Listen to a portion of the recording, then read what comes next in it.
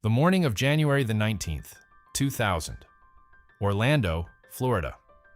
An apartment in the Casselberry neighborhood, the specific kind of Florida apartment that the retirement and the near-retirement communities of Central Florida produce in quantity.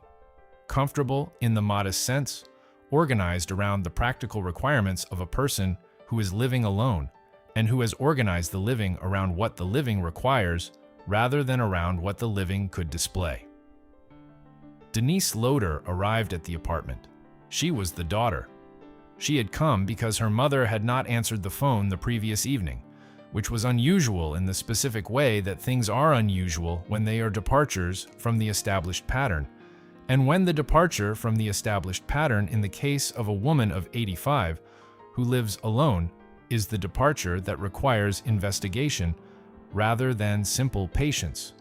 She found her mother in the bedroom. She was in bed. She had died during the night in the specific quiet way of deaths that happen in sleep. The body simply stopping rather than the body enduring the process of a medical crisis that the people nearby can observe and respond to. She was 85 years old. She was alone. The woman who was alone in the bedroom in the Casselberry apartment in Orlando, Florida, on the morning of January the 19th, 2000, had been described in her lifetime as the most beautiful woman in the world. This was not the hyperbole of fan magazine prose or the promotional exaggeration of the studio publicity apparatus, though both of those things had used the description and had contributed to its circulation. It was the specific assessment of people who had the authority and the context to make such assessments.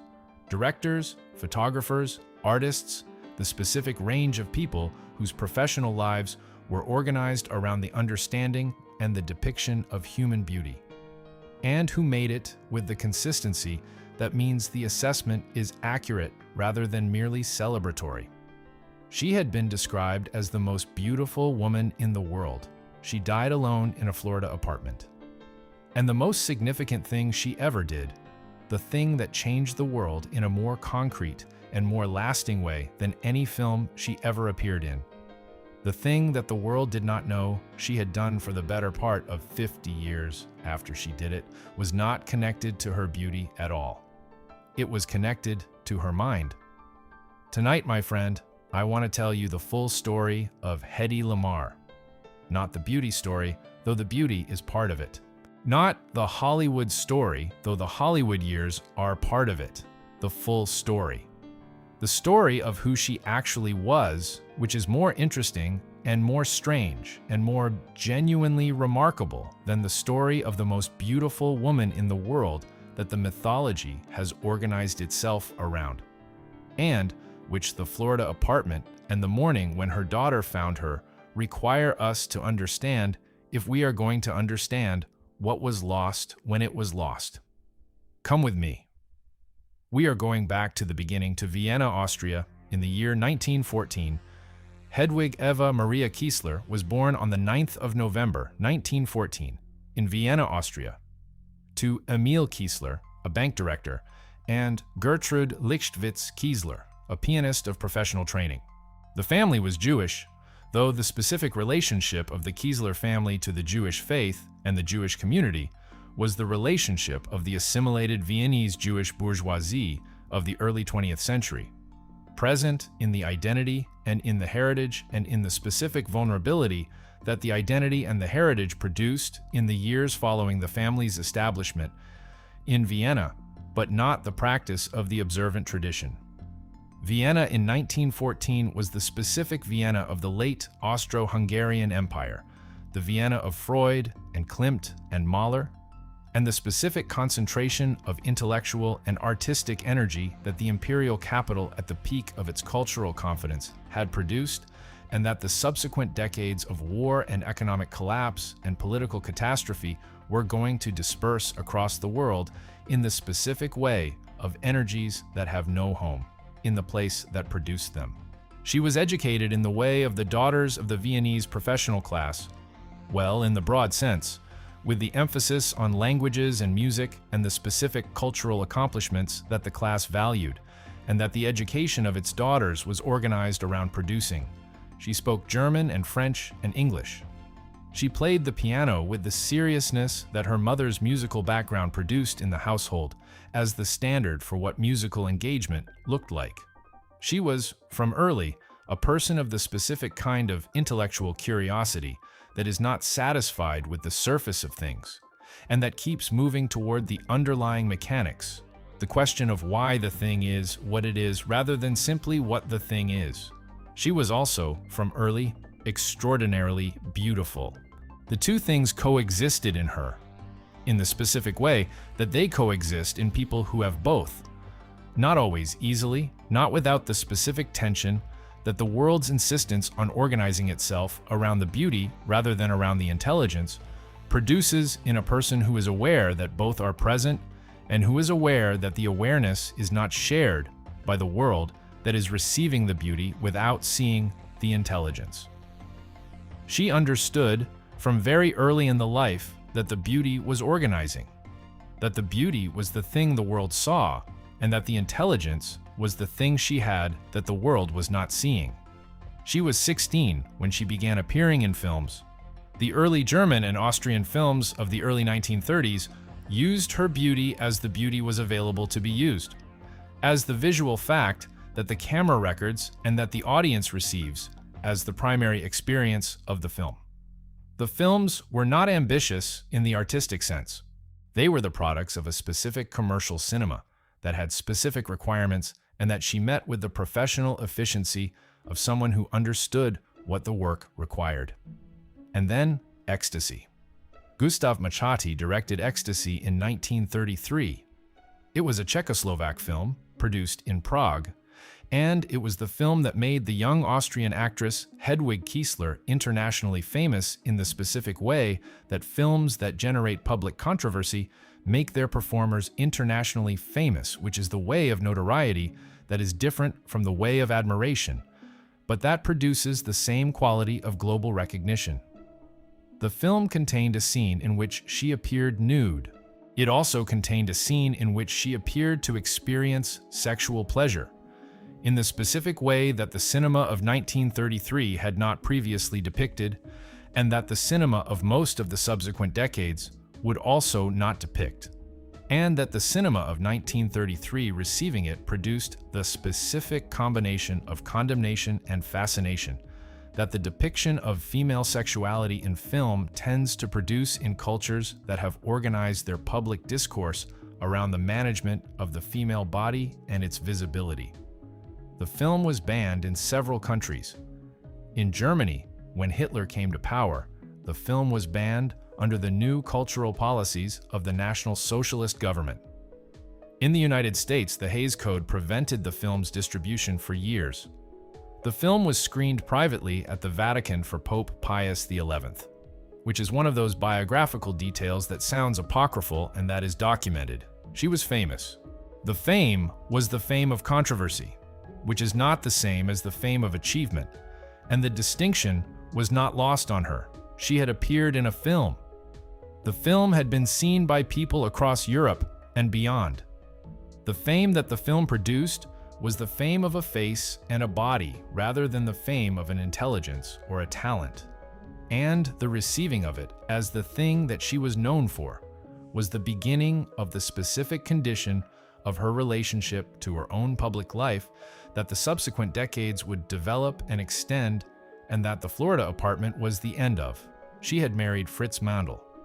This is the marriage that the story of Hedy Lamarr requires the most careful attention to, because the marriage is the context in which two of the most important things about who she was developed in specific and related ways. Friedrich Mandl was an Austrian arms dealer. He was one of the wealthiest men in Austria.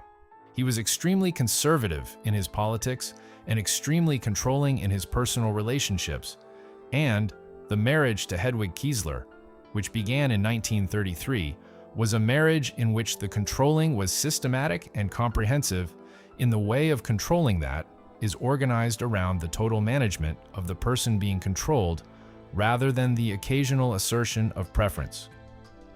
He did not want her to act. He had married the most beautiful woman in Austria, who had appeared in a film that the world had responded to with the combination of fascination and condemnation that ecstasy had produced, and he intended to remove her from the context that the film had placed her in. She was going to be his wife. She was not going to be an actress. The career was over. He also brought her to his business meetings. This is the specific fact about the marriage to Fritz Mandl that is the most consequential for the story of what Hedy Lamarr eventually became. And it is the fact that the biography of the most beautiful woman in the world tends to overlook in favor of the story of the beautiful prisoner who eventually escaped the controlling husband. Mandl brought her to his business meetings because she was beautiful, and because a beautiful wife at a business dinner was an asset of the specific kind that the arms-dealing business of the 1930s valued. The specific social lubrication that beauty provides in professional contexts that have a social dimension.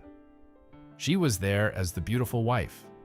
She was also, because she was Hedwig Kiesler rather than simply the beautiful wife, paying attention in a way that the people around the table were not accounting for. The business meetings were meetings about weapons. Mandl was dealing in arms, in torpedoes, and in other weapon systems. In the specific military technology of the mid-1930s that the European powers were developing and acquiring in the years before the war, that the developing and acquiring was in the service of. The conversations at those meetings included conversations about how the weapons worked, about the specific technical challenges of weapons guidance and weapons control, and the specific problems that the military technology of the era was trying to solve. She listened. She understood more than the people at the table knew she understood. She had the specific quality of technical intelligence that the daughters of the Viennese professional class were not expected to develop, and that she had developed anyway, through the specific kind of autodidactic curiosity that does not require permission, and that does not announce itself to the people who are not expecting to see it. She escaped. The escaping is the part of the story that the mythology of Hedy Lamarr has developed most fully, because the escaping of the beautiful prisoner from the controlling husband has the specific narrative quality that the mythology of beautiful women requires. The drama, the daring, the specific form of self-rescue that the story of the imprisoned beauty demands. The specific mechanism of the escape has been described in various ways across various accounts, and the accounts are not entirely consistent with each other, in the way of accounts of a dramatic event that the person at the center of it has described across decades, with the natural variation of memory and emphasis that decades produce. What is consistent? She left. She left Vienna. She left Fritz Mandl. She left the marriage and the controlling and the specific condition of a woman whose beauty was being managed by someone who understood the beauty as his property. She got out, she went to London, she met Louis B. Mayer. Louis B. Mayer was the head of MGM, the most powerful studio in Hollywood, and he was in London in 1937 because London was where the European talent he was always looking for sometimes could be found before it found its own way to Hollywood. He met Hedwig Kiesler, who was not yet Hedy Lamarr, and he understood immediately, in the way of a man who had spent his life understanding what the camera could use and what it couldn't, that what he was looking at was something the camera was going to find extraordinary. He offered her a contract. The specific negotiations of the contract, the salary, the terms, the specific conditions of what the MGM contract for a European actress of her specific situation involved, were negotiations in which she participated with the specific combination of intelligence and inexperience that a young woman who has been imprisoned in a controlling marriage and who is now negotiating with one of the most powerful men in the entertainment industry for the terms of the professional relationship that is going to organize the next phase of her life tends to bring. She came to Hollywood. She was given a new name.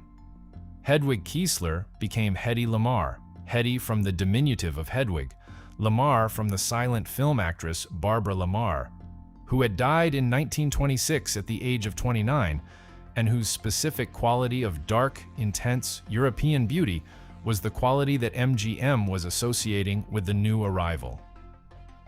The films began.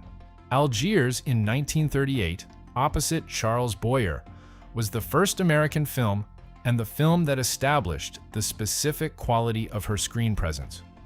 The dark beauty, the specific quality of European glamour that the American cinema of the late 1930s found useful as the counterpoint to the specific quality of Americanness that its domestic stars embodied. She was, in Algiers, exactly what MGM needed her to be.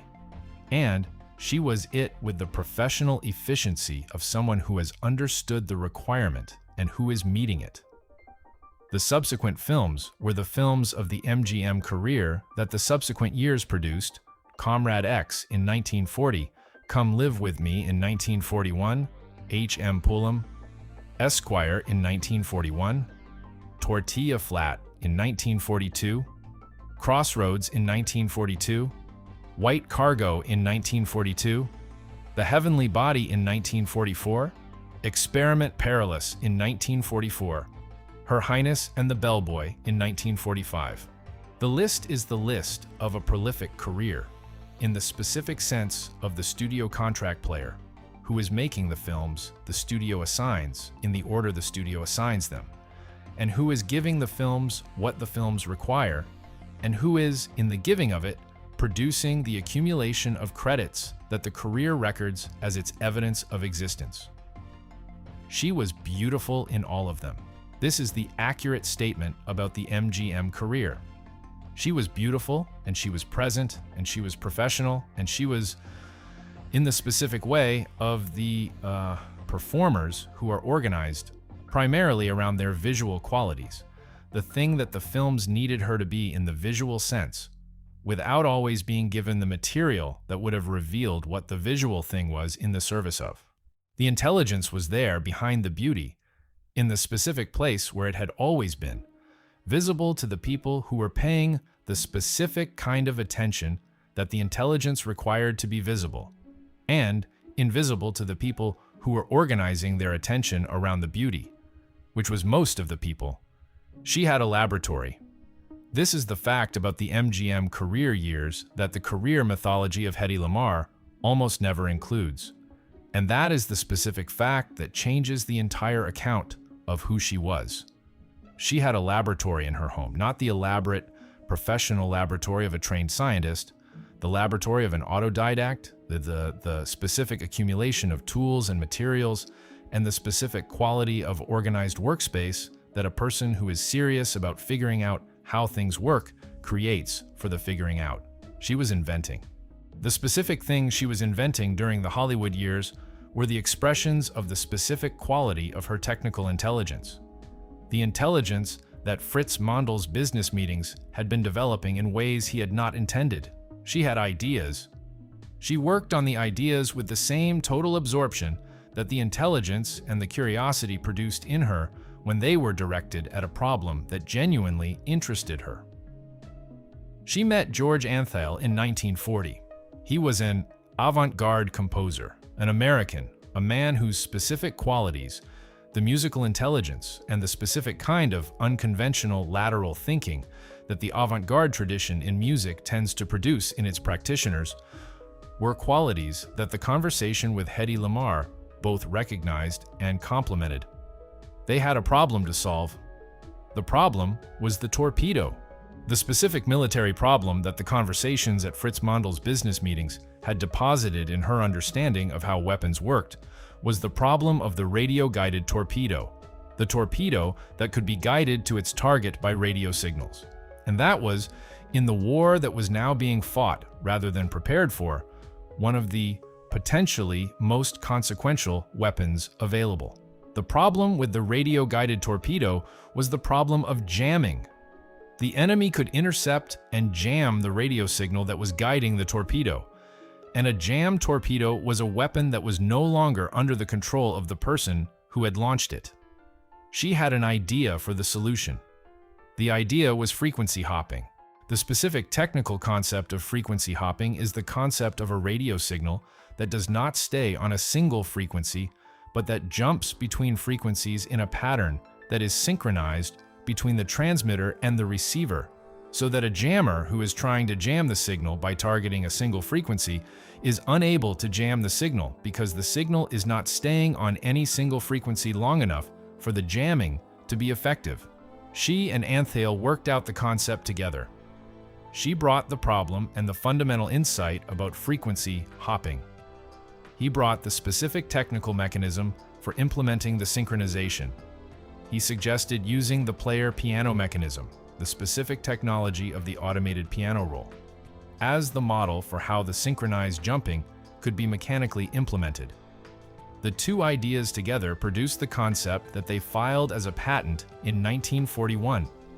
United States Patent 2,292,387, filed June 10, 1941, granted August 11, 1942. Inventors Hedy Lamarr. Markey, she had taken the name Markey from her second husband, the screenwriter Gene Markey, and George Antheil.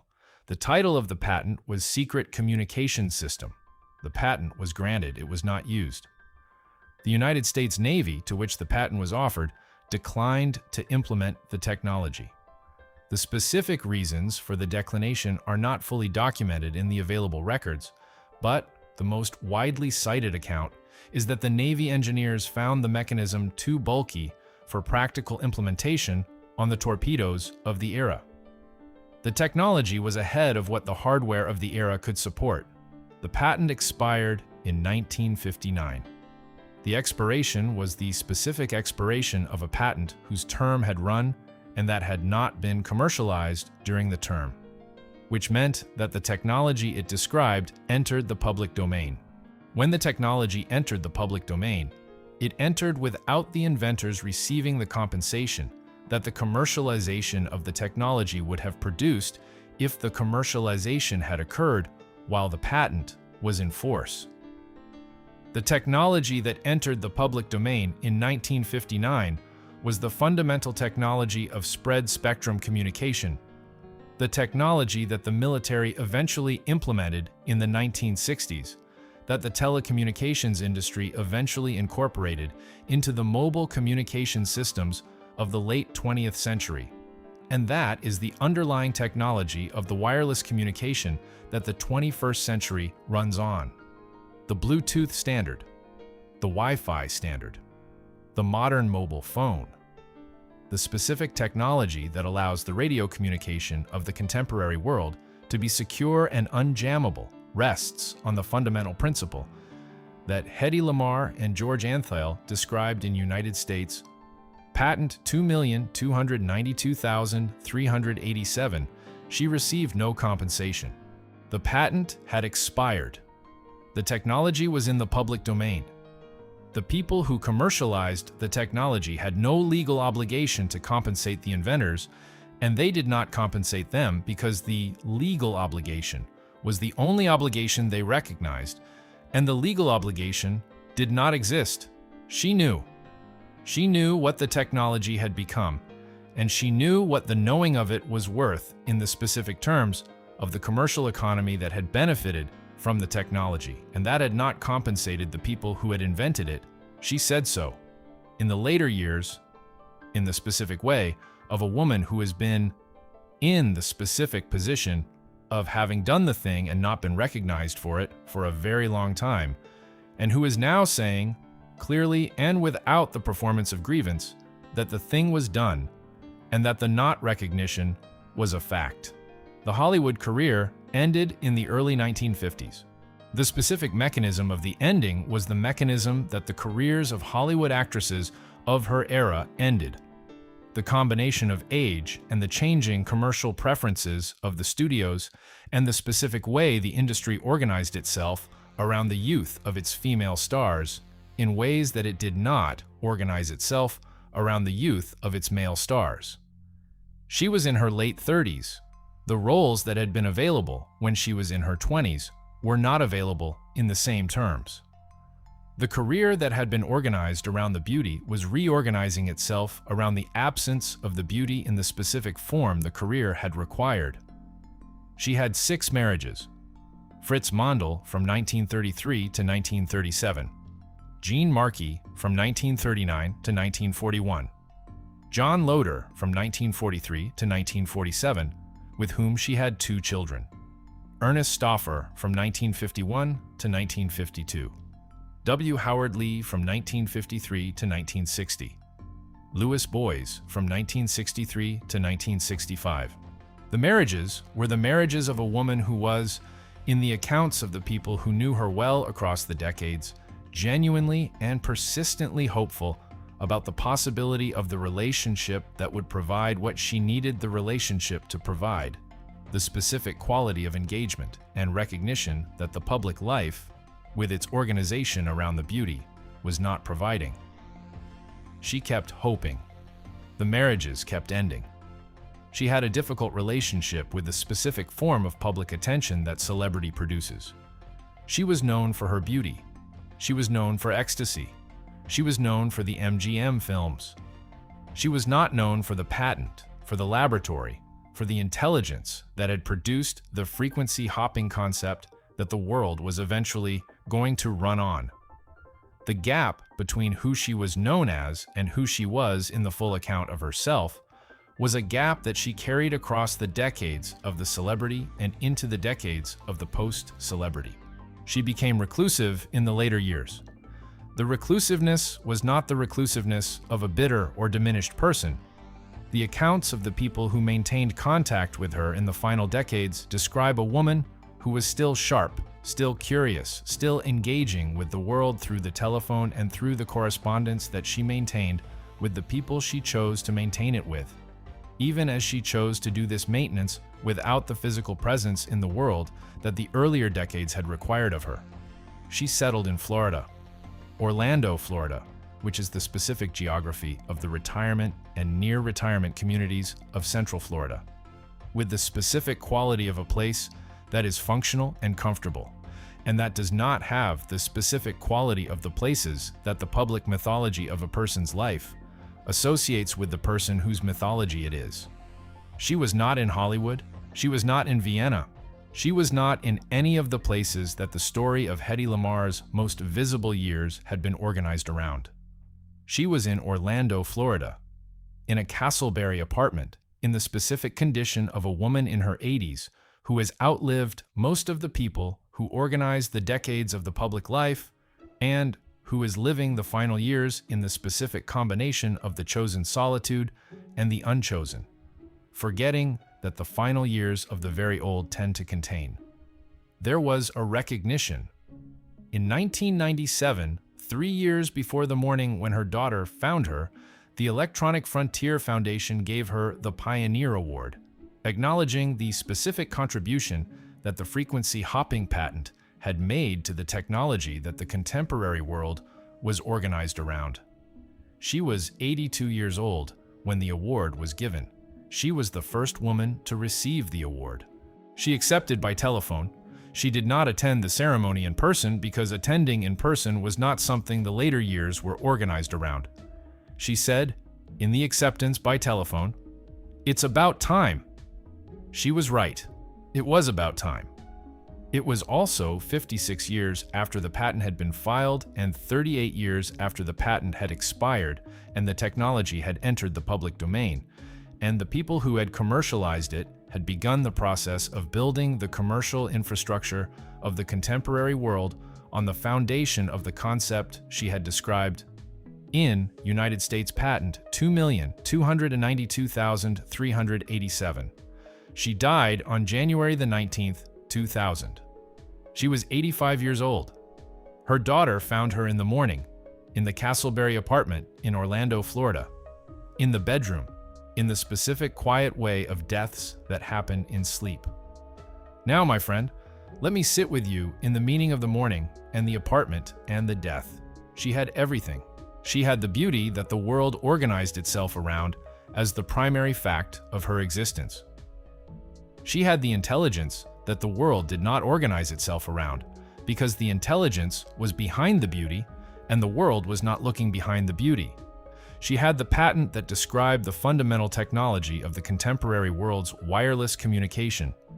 She had the MGM career and the 6 marriages and the children and the laboratory in the house, and the concept that she and George Antheil had worked out together in 1940, and that the Navy had declined to implement, and that had entered the public domain, and that the world had built on. She died alone in a Florida apartment.